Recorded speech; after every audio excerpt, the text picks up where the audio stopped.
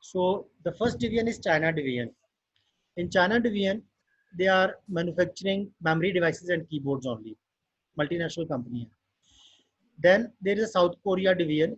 They assemble desktop computer using locally manufactured parts along with memory devices and keyboards from the China division. Now what is going on? कि China में memory devices और keyboards manufacture की जा रही हैं, transfer की जा रही हैं साउथ कोरिया में. They make their own products, their own parts, and then use those parts along with the memory devices and keyboards and assemble all the desktop computer. Finally, they transfer it to the US division where these desktops are packaged and then finally sold to the end user, the desktop computers. Each division is run as a profit center. All these three divisions will be considered as three different companies. And it makes sense. China is another company, or as far as this case is concerned, South Korea is another company, and US division is another company. So, acha, I will tell you later the reason for this smile. Each division is run as a profit center. The cost for the work done in each division for a single desktop computer is given.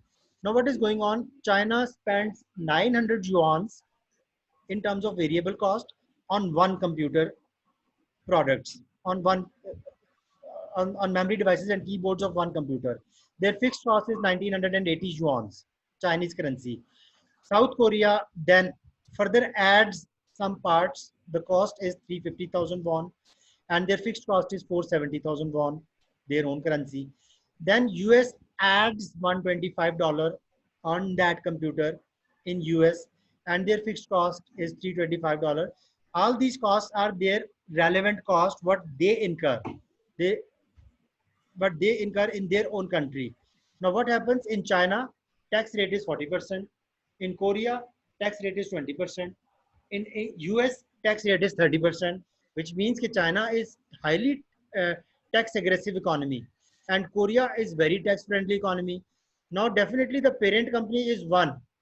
They will be trying to show maximum income over here to avoid much of the taxes. They will be trying to show least income in China. Maybe they will be trying to show losses in China so that nothing has to be paid in China in form of taxes. What next? Each desktop computer is sold to retail outlets in the United States for $3,800. The final product, वो जो computer finally तैयार होता है ना, जो China से चलता है, पार्शली कोरिया पहुंचता है, कोरिया में उसमें मजीद चीज़ें ऐड की जाती हैं, पूरा असेंबल हो जाता है, अमेरिका भेजते हैं, वहाँ पे उसकी पैकिंग की जाती है, और उसके बाद जब वो एंड यूज़र को बिकता है तो $3,800 पे उसकी कंज्यूमर प्राइस है. ये वो मार्केट प्राइस है जो जिसको आप ट्रांसफ़र प्राइस के साथ कंफ्यूज नहीं करेंगे. ये कस्टमर को बेचना है. पिछली क्लास में किसी बच्चे ने ये क्वेश्चन भी किया था, तो मैंने कहा था यार होल्ड करो, नेक्स्ट क्लास में ये एक्सप्लिसिटली क्लियर हो जाएगी बात कि ये कॉन्सेप्ट क्या है. Assume that the current exchange rates are 9 yuan is equal to 1 US dollar and 1000 won are equal to again 1 US dollar. Both both China and South Korea division part of their production under a private label. The China division sells the comparable memory keyboards used in each tech-friendly desktop computer to a Chinese manufacturer for a 4,500 yuans.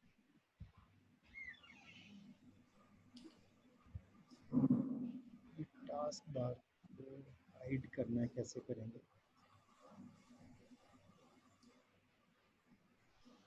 Okay, so you see that this line means that the China division sells the comparable memory 4,500 yuan.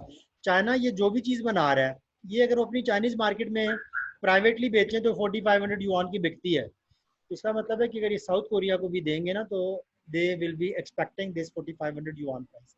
इसी तरह जो south Korean division है, they sell the comparable desktop in south Korea at 1.34 million won. South Korea division once assemble the whole desktop. If they are willing to sell it in South Korea, they can easily sell it at 1.34 million won. So they have the choice कि वो अगर US को बेचेंगे या transfer करेंगे तो वो इस रेट पे करेंगे या नेगोशिएटेड पे करेंगे या कॉस्ट पे करेंगे। चाइना के पास ये चॉइस है कि वो इस रेट पे ट्रांसफर करेगा या कॉस्ट बेसिस पे करेगा या निगोशिएटेड पे करेगा। हम ये तीनों मेथड्स अभी देखते हैं इसके सॉल्यूशन में। अगली स्लाइड में इन क्वेश्चंस में जो सबसे पहला काम करना है वो अपने डेटा को ट्रांसफॉर्म करना है इनटू पेरेंट करेंसी। यूएस का डेटा ऑलरेडी डॉलर्स में गिवन है, you do not need to do anything with it, just copy paste it from the question. Chinese data is converted into dollars. 900 yuans divided by 9 yuans, $100 per unit. 1980 yuans divided by 9, 220 per unit. Which means what? कि China में एक unit के ऊपर बनाने की variable cost $100 है और fixed cost 220 है। कोरिया में एक यूनिट की डॉलर कॉस्ट 350 है, फिक्स्ड कॉस्ट 470 है। फॉरेन एक्सचेंज रेट्स आपको पिछली स्लाइड पे गिवन है। अजान हो रही है, मैं आपसे जरा अजान के बाद बात करता हूँ।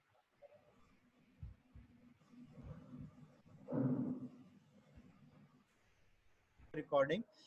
So the foreign currency exchange rates are already given, 9 yuan and 1000 won. Accordingly, we have converted the data into dollars. The same data is now all available in dollar terms. Now just focus on this one column, please. Do not look at the other two columns.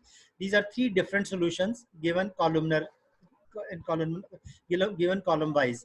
Just focus on this vertical column. This first method is market transfer price at market based method. Now transfer at market price based method will be what? You see that, look at this. China was able to sell one unit in the open market at 4,500 yuans. Divided by 9 means that the local market for $500 was already available. So China will be transferring it to South Korea at a transfer price of $500. Look at this. Now what is the variable cost of China? 100. What is the fixed cost of China? 220. Total cost will become 320. So 500 transfer price, which is the market price. 320 is the total cost of China. They have earned $180 profit in China.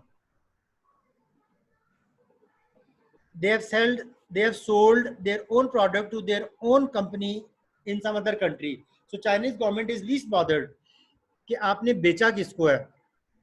Chinese government का ये concern नहीं है कि आपने किसको बेचा है। Chinese government को ये कंपनी चाइना में सिर्फ ये शो करेगी कि जी हमने एक कोरियन कंपनी को सेल किया एट 500 और हमारा प्रॉफिट आया 180, 40% टैक्स $72 पे करने के बाद $108 प्रॉफिट आफ्टर टैक्स होगा चाइना का। Now come back, now let's move to the South Korean division.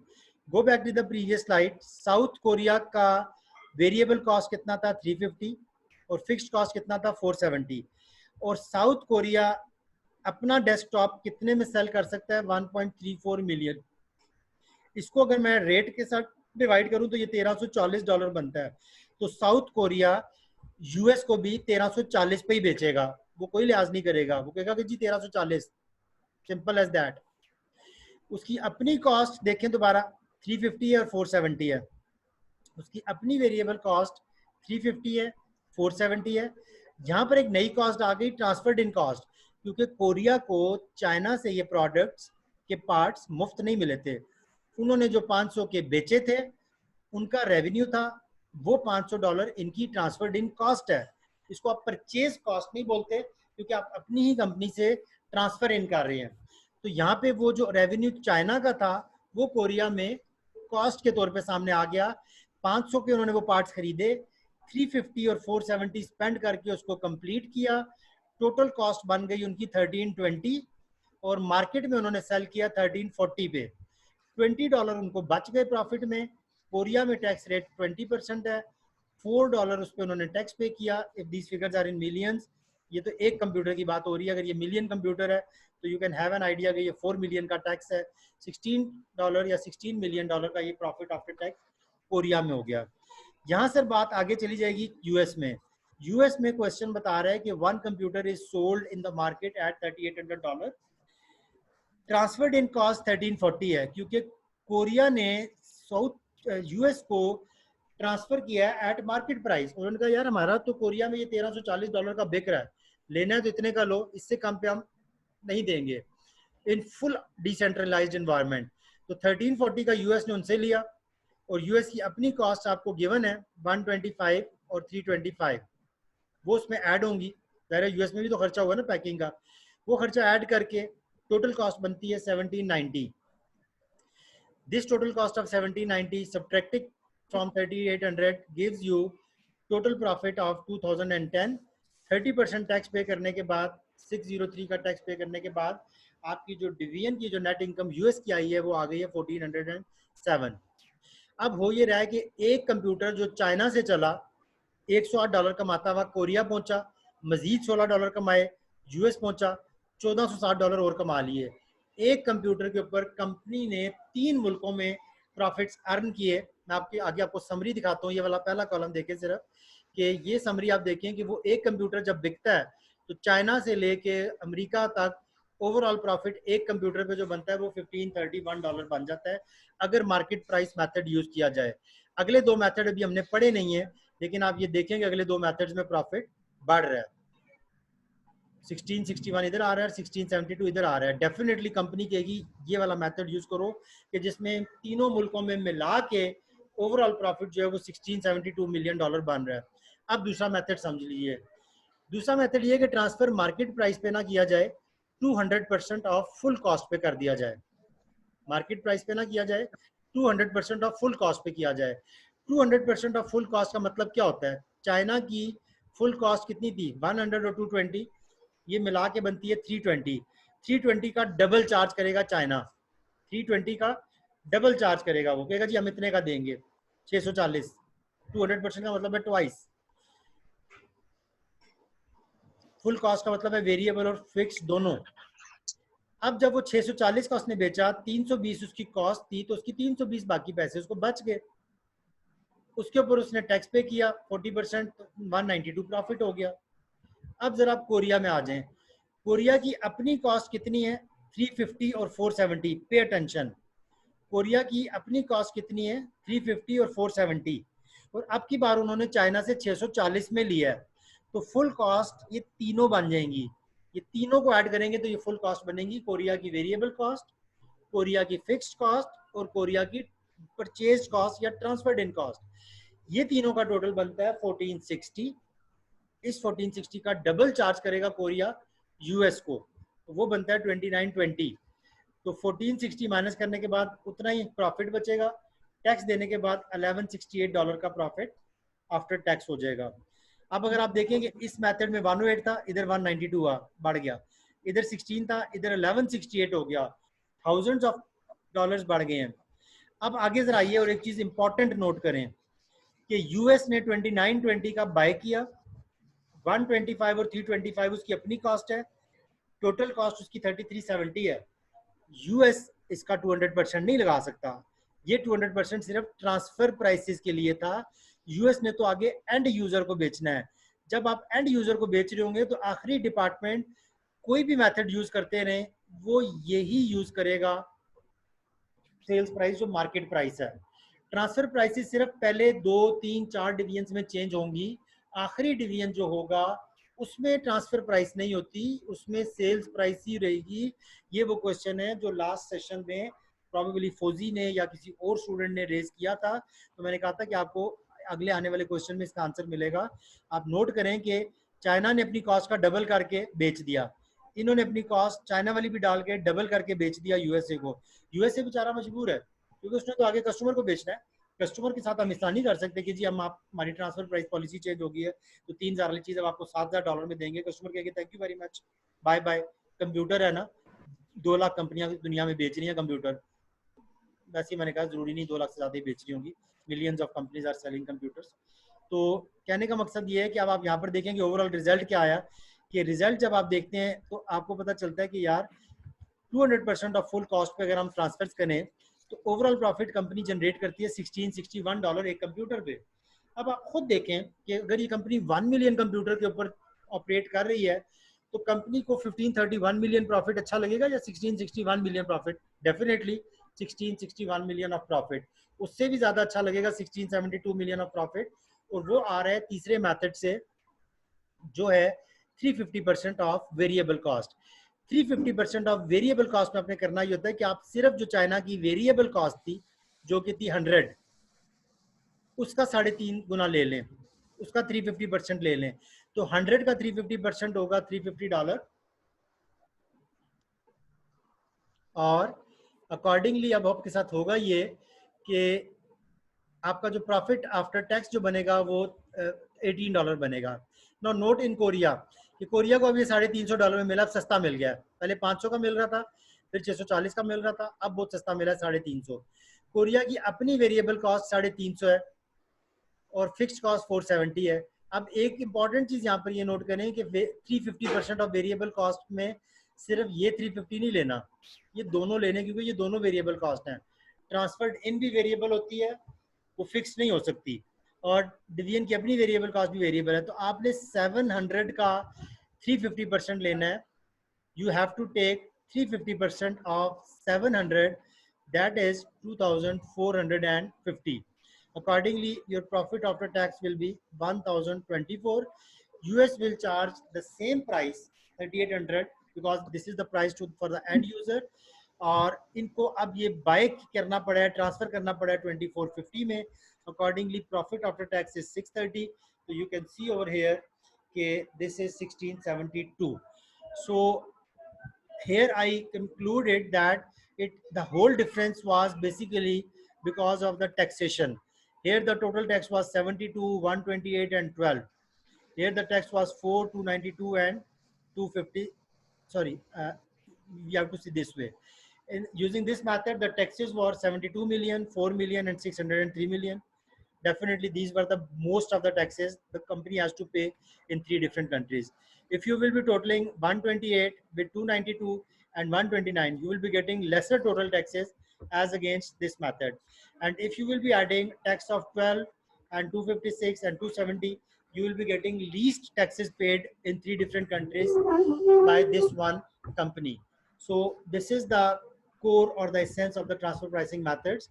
In presence of taxation structures, and mostly for multinational companies it do exist, the companies can save millions of billions of dollars just by switching from one transfer pricing method to other transfer pricing method. Now if you look at this last slide, if your performance is to be evaluated on these figures, you will be preferring to have this method employed by the company. Suppose if you are divisional head of US, if you are country head US, you will be preferring market value method if your performance is to be evaluated. But if your performance is to be evaluated on uh, uh, on full cost method, then definitely South Korean division would be getting an advantage. And similarly, in 350% of variable cost method, South Korean division is getting an advantage of maximum profits. 1168 in full in South Korean division. So what I mean to say, कि US division would not be preferring to use this method, knowing that his or her performance would be evaluated on the basis of profits after taxes, and his profit or her profit after taxes are quite lesser in this case as against this. So the solution is that the company will be asking them to use 350% of variable cost for the sake of maximum benefit to the company, and their performance would be evaluated on the basis of market price method to keep them motivated. Their performance would be evaluated on the basis of market price, and for financial reporting purposes the company will be using that method, any of those methods, which is ensuring best possible profit after taxes. So these are the questions, probably 6 or 7 questions you have to solve from this chapter. इनमें से कुछ question ऐसे हैं जो बहुत short हैं, अब मतलब जो जिनमें कैलकुलेशंस नहीं करनी है, जो जस्ट बाय लुक ऑफ आई पता चलते हैं कि इसमें क्या ट्रांसफर प्राइस होनी चाहिए। तो इसमें वर्किंग ज़्यादा नहीं है, ज़्यादा वर्किंग इसी क्वेश्चन में थी जो मैंने आपके सामने डिस्प्ले की है। बाकी एक आध क्वेश्चन हो रहा है जिसमें थोड़ी बहुत वर्किंग्स हैं, रिमेनिंग क्वेश्चंस में वर्किंग्स कम है और आपका कॉन्सेप्ट ज़्यादा है कि आप किस रेट के ऊपर ट्रांसफ़र करेंगे। मल्टीनेशनल सिनेरियोज भी गिवन है और लोकल सिनेरियोज भी गिवन है। Now I invite any of your questions.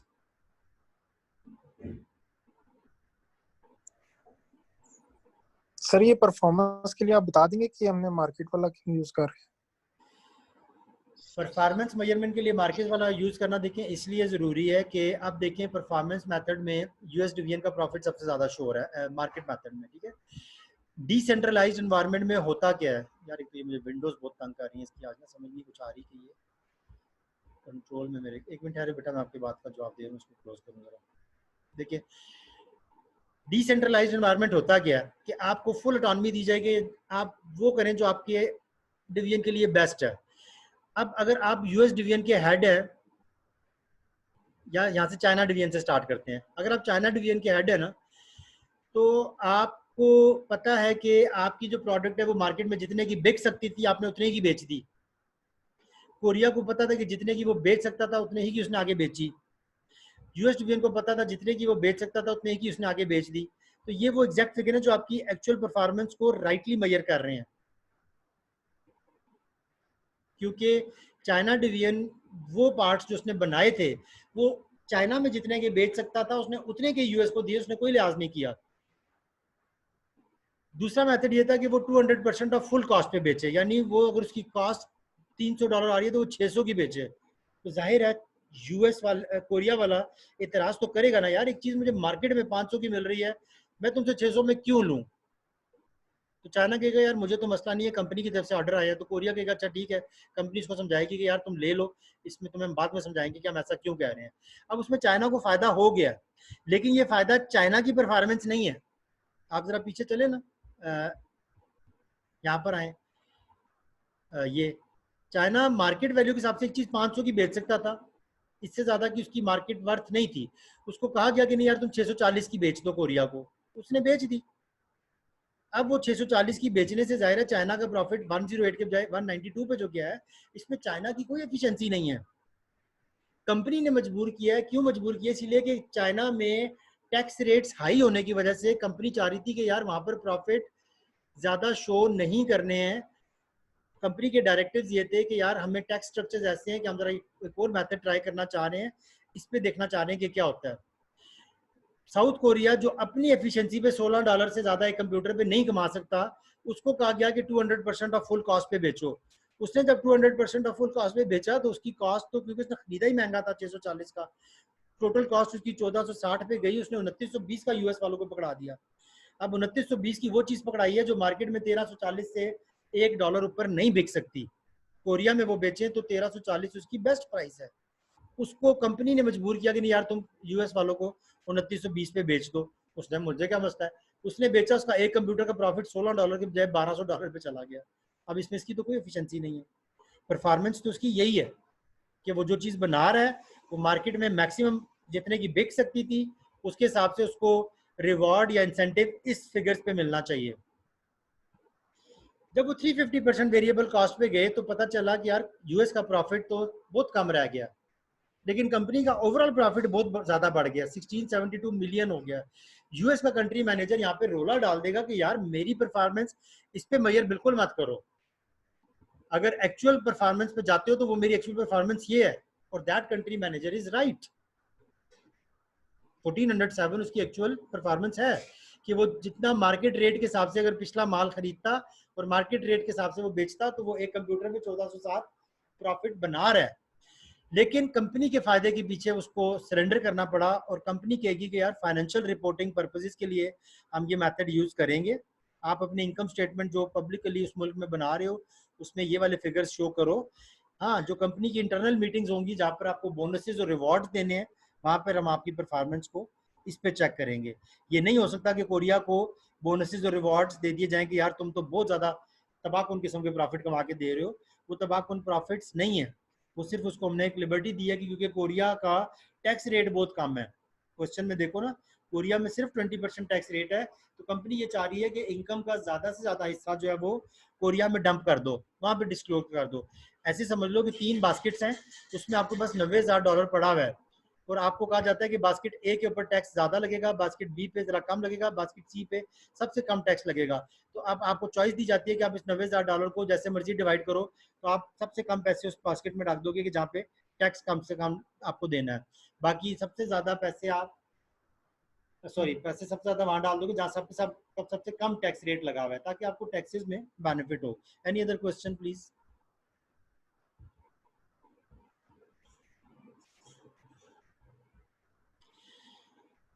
Okay, thank you very much. I hope there are no more questions. Recording को हम स्टॉप कर लेते हैं और उसके बाद एक इंपॉर्टेंट अनाउंसमेंट सुन लें बिफोर